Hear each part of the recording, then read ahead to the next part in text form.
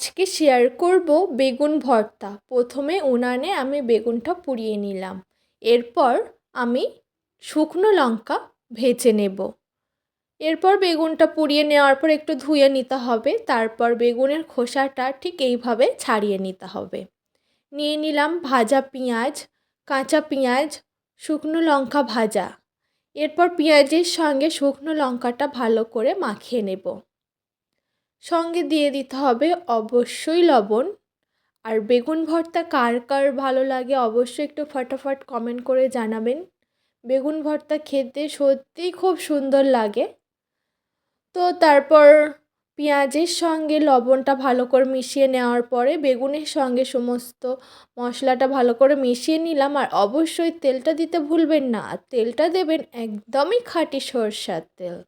তো তারপরে তেলটা দিয়ে ভালো করে চেপে চেপে মাখিয়ে নেওয়ার পরে যে বেগুনের ছিবড়ে ছিবড়ে মতো তো থাকবে সেটা ফেলে দিতে হবে।